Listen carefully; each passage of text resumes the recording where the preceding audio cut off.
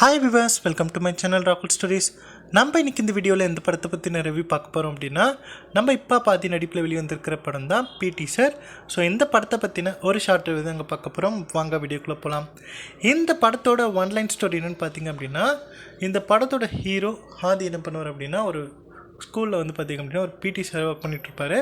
இவரோட starting interview பார்த்திங்க அப்படின்னா, ஸ்கூலில் என்ன நடந்துகிட்ருக்கோம் அப்படின்னா, கண்டிப்பாக நம்ம ஸ்போர்ட்ஸ் டே அப்படிங்கிறது நடத்தவே கூடாது, கேன்சல் பண்ணிடணும். ஏன்னா ஸ்கூலோட ரிசல்ட்ஸ் கம்மியாகிட்ருக்கு.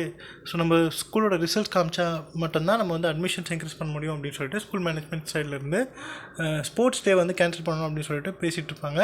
ஸோ அப்படி பேசிகிட்டு இருக்கும்போது நம்ம ஆதியோட என்ட்ரி. ஸோ அவர் பார்த்திங்க அப்படின்னா அந்த ஸ்கூலில் பிடி சார் ஒர்க் பண்ணிகிட்ருப்பாரு. ஸோ அதே ஸ்கூலில் இங்கிலீஷ் டீச்சராக ஒர்க் பண்ணிகிட்டு இருக்கக்கூடிய நம்ம ஹீரோயின் வந்து ஒன் சைடை லவ் பண்ணிகிட்ருப்பாரு. ஸோ அதுக்கப்புறம் ரெண்டு பேருமே வந்து லவ் பண்ண ஆரம்பிச்சிருவாங்க. ஸோ அது பார்த்திங்க அப்படின்னா கல்யாணம் வரைக்கும் போகும்.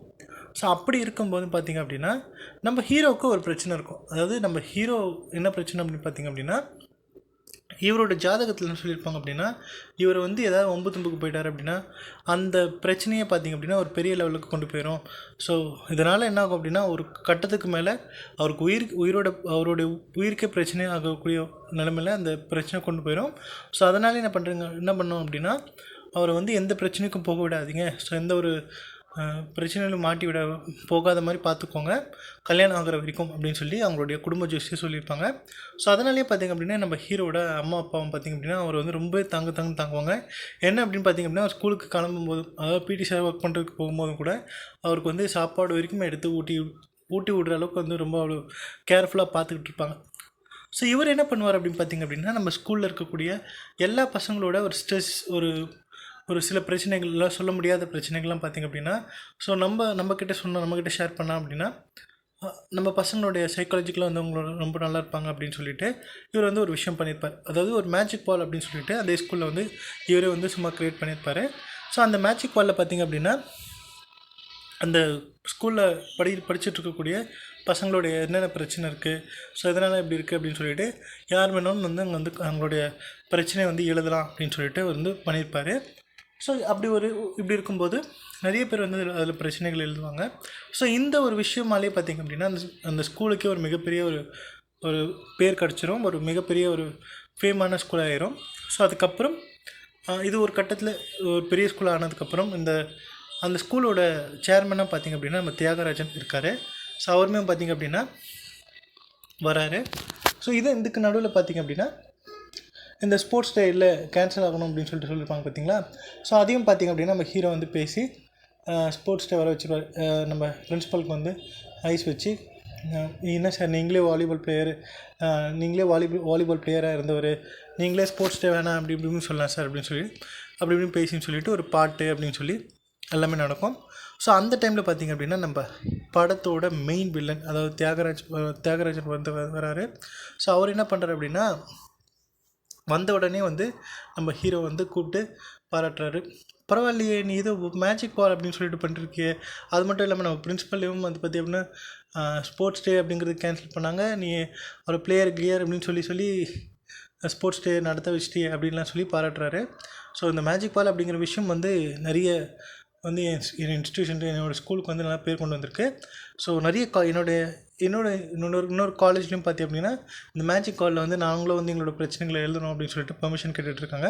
ஸோ நானுமே கொடுக்கலாம் அப்படின்னு சொல்லிட்டு முடிவு பண்ணியிருக்கேன். ஸோ நல்ல விஷயம் தான் பண்ணியிருக்கேன் அப்படின்னு சொல்லிட்டு நம்ம ஹீரோயின் வந்து கூப்பிட்டு பாராட்டுவார். ஸோ பாராட்டினதுக்கப்புறம் பார்த்திங்க அப்படின்னா நம்ம ஹீரோ வந்து இருக்கக்கூடிய அந்த ஆப்போசிட் ஒரு வீட்டில் பார்த்திங்க அப்படின்னா ஒரு அம்மா அப்பா 2 பொண்ணுங்க அப்படின்னு சொல்லிட்டு இருப்பாங்க. ஸோ அந்த 2 பொண்ணில் பார்த்திங்கன்னா முதல் பொண்ணு பார்த்திங்க அப்படின்னா இவர் ஒர்க் பண்ணக்கூடிய அந்த ஸ்கூலோட மேனேஜ்மெண்ட்டில் இன்னொரு காலேஜும் நடந்துகிட்ருக்கோம். ஸோ அந்த காலேஜில் படிக்கக்கூடிய ஒரு பொண்ணாக தான் அந்த பொண்ணு இருக்கும். ஸோ அந்த பொண்ணுக்கு வந்து பார்த்திங்க அப்படின்னா ஒரு பிரச்சனை இருக்கும். ஸோ அந்த பொண்ணு என்ன பண்ணோம் அப்படின்னா, இந்த ஸ்கூலுக்கு வந்து இந்த மேஜிக் பாலில் என்ன எழுதியிருக்கோம் அப்படின்னா, இந்த காலேஜில் நடக்கக்கூடிய எந்த ஒரு விஷயத்தையும் வந்து எந்த மாதிரியான தப்பான விஷயங்கள் வந்து யாராவது கேட்க மாட்டிங்களா அப்படின்னு சொல்லிட்டு, நான் இங்கே ஏதாவது ஒரு உயிர் போனால் தான் நீங்கள் வந்து கேட்பீங்களா அப்படின்ற மாதிரி இந்த மேஜிக் காலில் வந்து எழுதி வச்சுருக்கோம். ஸோ அதை பார்த்திங்க அப்படின்னா நம்ம ஹீரோயின் வந்து நோட்டீஸ் பண்ணியிருப்பாங்க. நோட்டீஸ் பண்ணிவிட்டு, இங்கே பார்த்தியா அந்த பொண்ணு இங்கே யாரோ எழுதியிருக்காங்க பார்த்தியா அப்படின்னு சொல்லி நம்ம ஹீரோ வந்து கூப்பிட்டு காமிப்பாங்க. ஸோ நம்ம ஹீரோவும் பார்த்திங்க அப்படின்னா எந்த ஒம்பது தும்புக்கும் போகக்கூடாது அப்படின்னு சொல்லிட்டு, அதெல்லாம் யாராவது பேசியிருப்பாங்க, அதெல்லாம் கிடையாது, கண்டிப்பாக வந்து அதெல்லாம் இருக்காது, நீ போ அப்படின்னு சொல்லிட்டு அதுக்கப்புறம் ஒரு பாட்டு ஒன்று ஸ்டார்ட் ஆகும். அதுக்கப்புறம் ஒரு கட்டத்துக்கு அப்புறம் பார்த்திங்க அப்படின்னா அந்த எதிர்த்து வீட்டு பொண்ணு பார்த்திங்க அப்படின்னா அந்த மேஜிக் வால் அப்படின்னு சொல்லிட்டு எழுதிருக்கு இல்லையா, ஸோ அந்த மொட்டை மாடிக்கே போய் சூசைட் பண்ணிக்கலாம் அப்படின்னு சொல்லி முயற்சி பண்ணும்போது நம்ம ஹீரோவுக்கு தெரிய வந்து அவர் வந்து தடுத்து நிறுத்திப்பார்.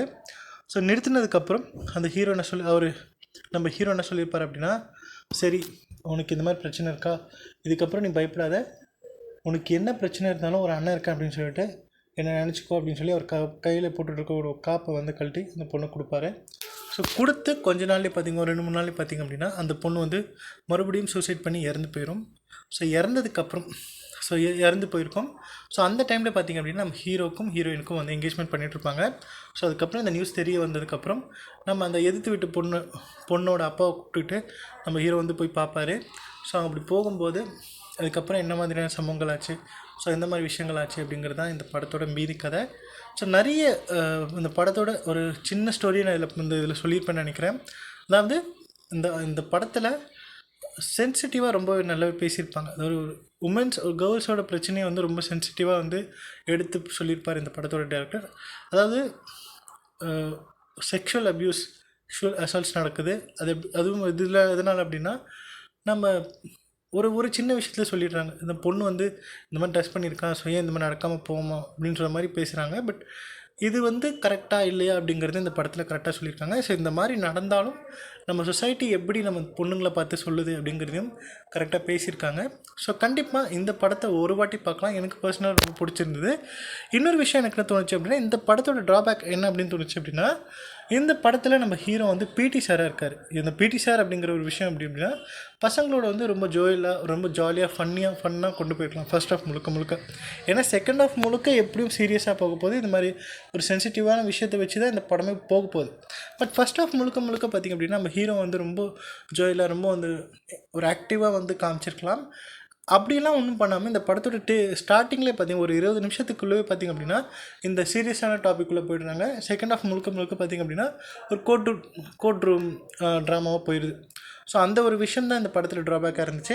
மற்றபடி இந்த ஒரு விஷயத்தை எடுத்து கிளைமேக்ஸ் வரைக்கும் வந்து கொண்டு போனது அப்படிங்கிறதும் ஒரு சில இடத்துல பார்த்திங்க அப்படின்னா ஒரு ட்ராபேக்காகவே இருக்கும்.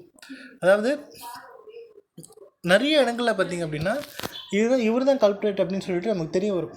நம்ம ஈஸியாக வந்து இது கண்டுபிடிச்சிடலாம் அப்படிங்கிற மாதிரி நமக்கு தோணும். ஸோ நம்ம பார்க்குற ஆடியன்ஸ்க்கே நமக்கு தெரிஞ்சிடும். ஸோ இதெல்லாம் நீ வந்து க்ரியேட் பண்ணாமல் அப்படின்னு சொல்லிட்டு செகண்ட் ஆஃப் முழுக்க கோர்ட் ரூம் ட்ராமா அப்படின்னு சொன்னேன் இல்லையா.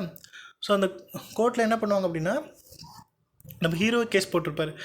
இந்த மாதிரி இந்த பொண்ணோட சாவில் வந்து எனக்கு வந்து சந்தேகம் இருக்குது. ஸோ இந்த பொண்ணோட சாவு வந்து பார்த்திங்க அப்படின்னா தற்கொலை கிடையாது, கொலை அப்படின்னு சொல்லியிருப்பார். ஸோ சொன்னதுக்கப்புறம் பார்த்திங்க அப்படின்னா நம்ம ஜட்ஜ் என்ன சொல்லுவார் அப்படின்னா, சரிப்பா நீ இது தற்கொலை இல்லை கொலை அப்படின்னு சொல்கிற, என்ன ஆதாரம் இருக்குது அப்படின்னு சொல்லிட்டு ஹீரோ கிட்டே கேட்பாங்க. நம்ம ஹீரோ சைடில் பார்த்திங்க அப்படின்னா நம்ம பிரபு வந்து, அதாவது ஹீரோயினோட அப்பாவை வந்து நம்ம பிரபு நடிப்பார். ஸோ அவர் தான் வந்து ஆஜராவார். அவருமே பார்த்திங்க அப்படின்னா ஒரு பெரிய வக்கீலாக இருப்பார். ஸோ அவருமே பார்த்திங்க அப்படின்னா வாதாட்டிட்டு இருப்பார். அந்த சைடில், அதாவது நம்ம வில்லன் சைடில், அதாவது நம்ம தியாகராஜன் சைடில் பார்த்திங்கன்னா ஒரு பெரிய பணக்காரர் இல்லையா. ஸோ அவர் வந்து ஒரு வக்கீலை வச்சு அவங்களுக்கு அகேன்ஸ்டாக இருக்கக்கூடிய எல்லா ஆதாரத்தையும் வந்து மாற்றிட்டுருப்பாங்க, அழிச்சிட்ருப்பாங்க. ஸோ நம்ம ஜட்ஜு மட்டும் என்ன சொல்லிகிட்டே இருப்பார் அப்படின்னா, என்னப்பா நீ ஆதாரம், எங்களுக்கு வந்து எது தப்பு எது சரிலாம் கிடையாது, யார் பக்கம் கரெக்டாக ஆதாரம் இருக்கோ ஸோ அவங்க பக்கம் நாங்கள் தீர்ப்பு சொல்லுவோம் அப்படிங்கிற மாதிரியே அந்த ஸ்டாண்ட்லேயே பார்த்திங்க அப்படின்னா நம்ம ஜட்ஜும் பேசிக்கிட்டு இருப்பார். ஸோ எப்படி அதுக்கப்புறம் என்ன ஆச்சு, கிளைமேக்ஸில் என்ன தான் பண்ணாங்க அப்படிங்கிறது தான் இந்த படத்தோட மீதி கதை. ஸோ என்னை பொறுத்த வரைக்கும் கண்டிப்பாக இந்த படத்தை ஒரு வாட்டி பார்க்கலாம். ஸோ கண்டிப்பாக இந்த படத்தை பார்த்துட்டு உங்களுடைய கமெண்ட்ஸ் என்ன அப்படிங்கிறது கமெண்ட்டில் லீவ் பண்ணுங்கள். ஸோ இந்த வீடியோ பிடிச்சிருந்தால் லைக் பண்ணுங்கள், ஷேர் பண்ணுங்கள். மறக்காமல் என்னுடைய ராகுல் ஸ்டோரிஸ் அப்படிங்கிற என்னுடைய யூடியூப் சேனலை